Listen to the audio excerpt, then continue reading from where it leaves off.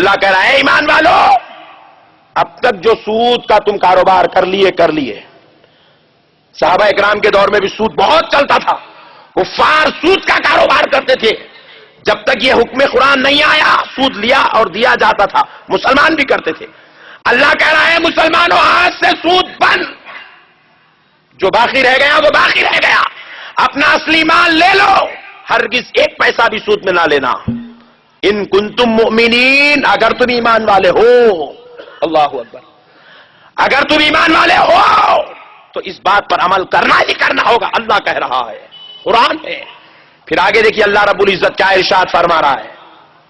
اللہ کہہ رہا ہے فَإِن لَّمْ تَفْعَلُوا فَأْذَنُوا بِحَرْبٍ مِّنَ اللَّهِ وَرَسُولِهِ.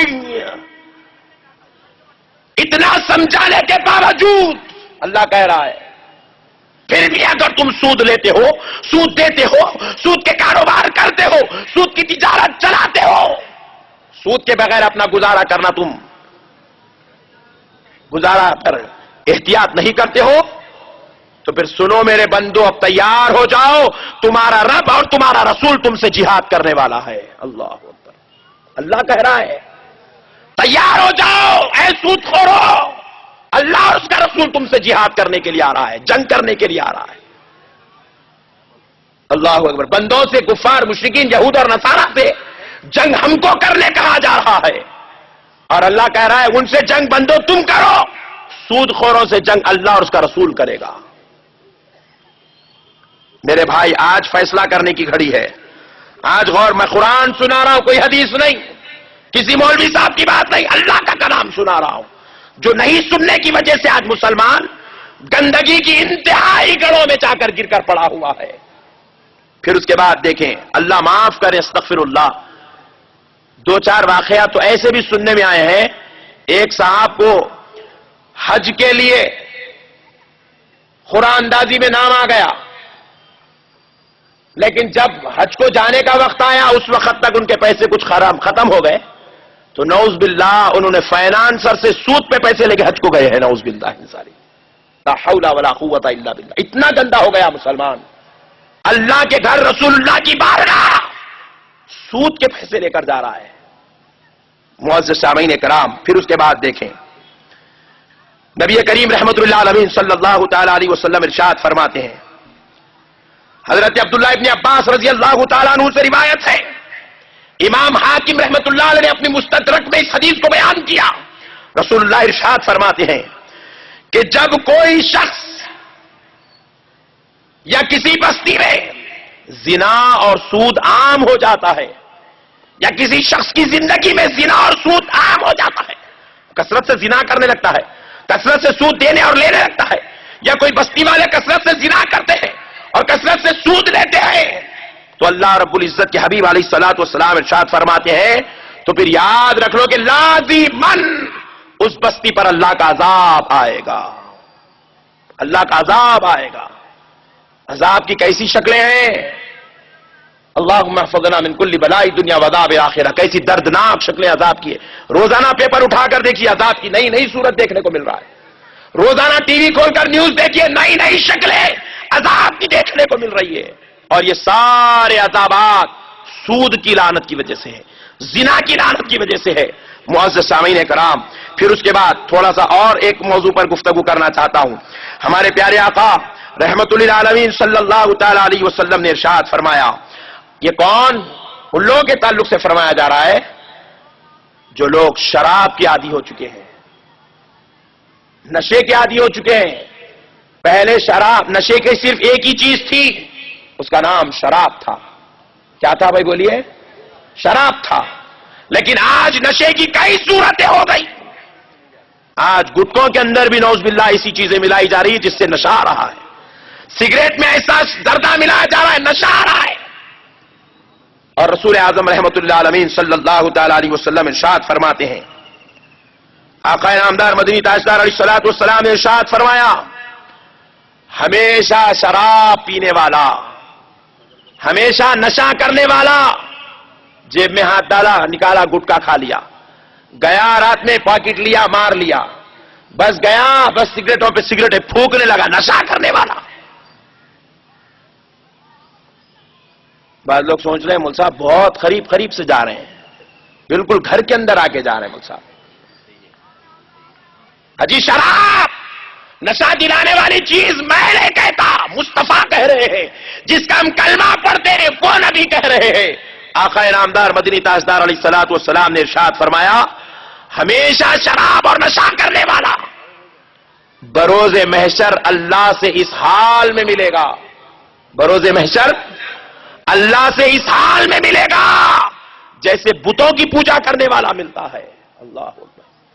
کافر جیسے ملتا ہے، کافر جس حال میں ملتا ہے، بت پرستش کرنے والا جس حال میں ملتا ہے، شراب اور نشے کا عادی شخص ویسی حالت میں اللہ سے ملے گا. قربان جاؤ میرے بھائیوں، ہمارے آقا علیہ السلام ہمیں اللہ کے عذاب سے بچانا چاہتے تھے، اس لیے وعیدیں ہم کو سنا رہے ہیں. آج بحیثیت مسلمان ہماری یہ ذمہ داری بنتی ہے، ہمارا یہ فرض بنتا ہے، ہمارا یہ اصول بنتا ہے کہ ہم اللہ کے بندے رسول اللہ کے غلام بنیں، اپنی زندگیوں میں انقلاب برپا کریں، اپنے ماحول کو درست کریں، اپنے گھروں میں اپنے بھائیوں اپنے بہنوں کی حفاظت کریں. ایک اور آخری بات، بالکل میں اس مجموعے کا انتظار کر رہا تھا، اب یہ کثیر مجموعہ آ گیا تو ایک آخری بات سن لیجئے، بڑی جامع بات ہے. آج غیروں کی طرف سے ہماری مسلمان نوجوان بیٹیوں کو تباہ و تاراج نیست و نابود کرنے کی مہم چل رہی ہے. مکمل طور پر آج ہماری نوجوان بیٹیاں غیروں کا ٹارگٹ بنی ہوئی ہے.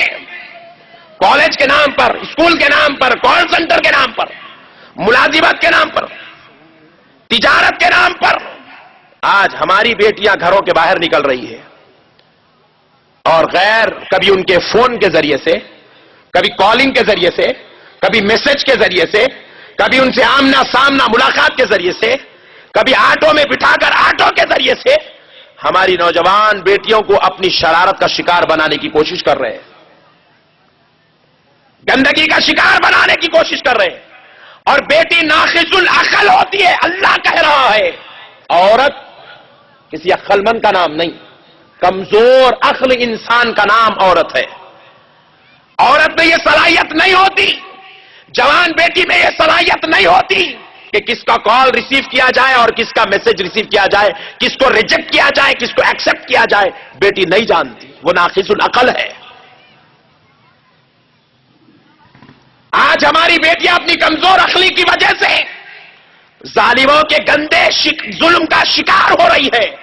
میں نے اپنی آنکھ سے چند بیٹیوں کو اس حال میں دیکھا ہے کہ وہ بغیر شادی کے حاملہ ہو گئی، ان کے پیٹ میں غیر مسلم کا بچہ پل رہا ہے. نعوذ باللہ من ذالک. یہ سوال بیٹی سے بروز محشر بعد میں ہوگا کہ تو نے ایسا کام کیوں کیا، غیر کے ساتھ زنا کیوں کیا، غیروں سے دوستی کیوں کی، غیروں کے ساتھ کال سینٹر میں جاب کیوں کی. یہ سوال بیٹی سے بعد میں ہوگا.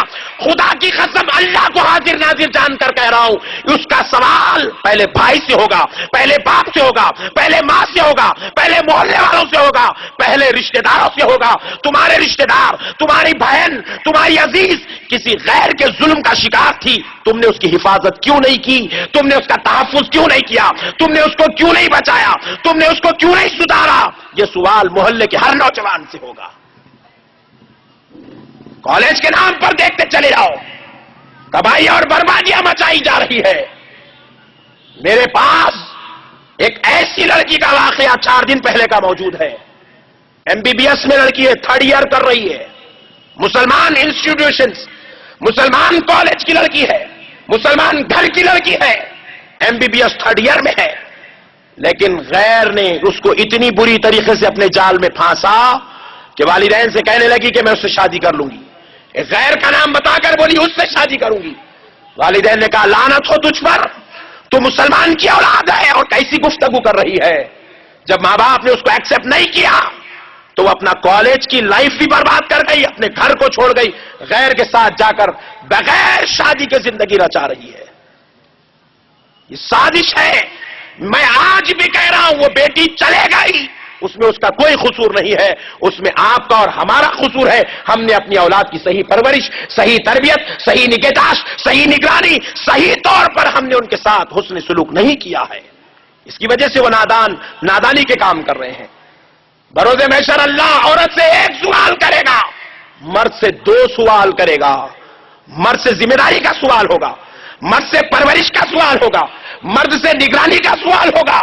آج ہم نگرانی کا پہلو کمزور کر رہے ہیں. اللہ کا واسطہ ہے نوجوانوں، برا مت مانو میری کسی بات کا، اپنی بہنوں پر توجہ کرو. ہماری بہنیں جا رہی ہے تو کہاں جا رہی ہے؟ ہماری بیٹیاں گھر کے باہر جا رہی ہے تو کہاں جا رہی ہے؟ چھوڑ دیے بس، کالج میں ایڈمیشن دلا دیے، چھوڑ دیے، 2 سال تک پوچھ کے بھی نہیں دیکھ. ارے افسوس، اتنا افسوس، رزلٹ کے دن بھی ہم اپنے بچوں کے ساتھ ان کے کالج کو نہیں جاتے، فون کر کے تک نہیں پوچھتے کیا حالت ہو رہی ہے، بیٹی کیسے جا رہی ہے، کتنے مصیبتوں سے جا رہی ہے، نہیں پوچھتے. ایک بات سن لو، اللہ کا قانون بتا رہا ہوں. اجی کائنات میں اللہ خدا ہو کر اس کائنات میں کسی سے محبت کرتا ہے، خدا کی قسم وہ عورت سے محبت کرتا ہے. آج ہم اپنی بیٹی کو کال سینٹر کے نام پر راتوں میں چھوڑ رہے ہیں. شوہر گھر میں سو رہا ہے، والد سو رہے ہیں، بھائی سو رہا ہے، بیٹا سو رہا ہے. بولے میاں کہاں ہیں؟ بولے باجی کال سینٹر کو گئے ہوئے. ارے 2 بجے رات کو کہے گا کال سینٹر میرے بھائی؟ کس کا سینٹر، کس کا کال، کیا ہو رہا ہے؟ اجی اللہ کا قانون تو سمجھو. 40 لاکھ کا مجموعہ کعبۃ اللہ میں ہے. قانون الہی دیکھو، ایک عورت بھی بغیر مرد کے کعبے کو نہیں آئی ہے. سبحان اللہ. اجی اللہ بتا رہا ہے، کہا اصول کیا ہے اسلام کا؟ ایک عورت کے پاس مال ہے، اسلام کا قانون بتا رہا ہوں، شریعت بیان کر رہا ہوں. کروڑ پتی عورت ہے، اللہ کہہ رہا ہے حج کو آنا چاہتی ہے میری بندی تو اپنے شوہر کے ساتھ آ. بولی مولا میرے پاس شوہر نہیں ہے. بولے اپنے بھائی کے ساتھ آ، تنہا نہ آنا. کعبہ جیسے مقدس مقام پر بھی آ رہی تو اکیلی نہ آنا، بھائی کے ساتھ آ. بولے مولا میرا بھائی بھی نہیں ہے. بولے والد کے ساتھ آ. بولے مولا میرا والد بھی نہیں ہے. بولے بیٹے کے ساتھ آ. بولے مولا میرا بیٹا بھی نہیں ہے. تو رب فرماتا ہے اسلام